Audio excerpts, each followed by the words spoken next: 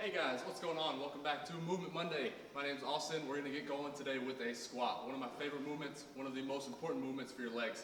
This movement translates over to a lot of other leg movements, so not just the barbell squat, but when you're leg pressing, hack squatting, even lunges.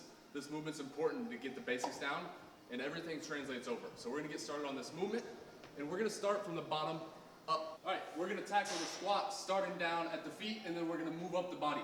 So we're first going to go feet, knees, hips, and then up top to our neck and our head. So I like to progress from there, and I first like to start with the feet because I find that to be the most important and what you can get the most information from. Starting down at the foot and the feet here, we want to make sure that we're planted throughout the entire movement here. So making sure that the outside of the foot doesn't come up here. Same thing with the inside, opening up like that. We want to make sure that the toes are planted as well as the heels staying planted throughout the entire movement. So we want to keep those feet nice and flat, gripping and planted throughout the whole movement, just like this here.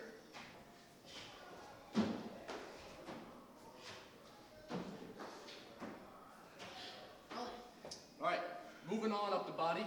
Next we're working on the knees and the legs and what they're doing here. So, what you got to remember on these, your knees always track out in the direction that your foot is going.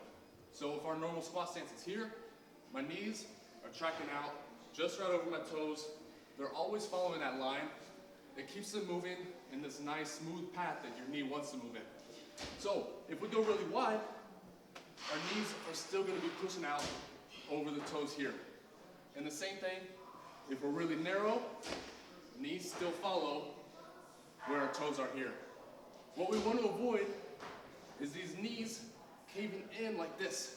You'll see that happen a lot, and it's going to put a lot of pressure on your knees coming in like this. So we want to make sure we're pushing these knees out, and they're right over the toes there. All right, moving up the body, we've got the hips next. These are important. This helps us understand if we're hitting depth or not. So we want to go low enough that our hips get down here just past our knees, just a tiny bit here. We want to make sure that we don't come too low, because then you can see here, my lower back turns under, and we have what's called a butt wink. And that puts pressure on the lower back, twisting that spine there. So we want to make sure that the hips drop back, just below the knees here, and then back up from there.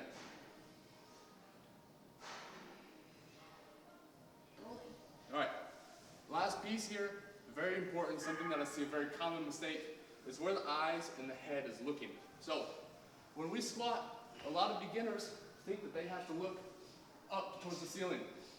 We want to make sure that our head, neck, and back are all in alignment here. So as we squat, the eyes stay right in the same direction as our chest here. Looking down right in front of us, and not looking up towards the ceiling. I want to be right here. The head, the neck, and the spine are all locked in one spot there. All right, guys, that's it for Movement Monday. I'm a little bit out of breath. Carolina's laughing, but I swear I just did like 200 reps for her to film me walking around. So that's it for today. Remember those 4 tips. Think about feet all the way up to the head. Keep everything in alignment, keep everything strong, and you'll be good there. Check out my video from last week, bent over rows, and stay tuned for my video from next week. Thanks, guys. Don't forget to subscribe to his channel, follow his Instagram to keep up with him.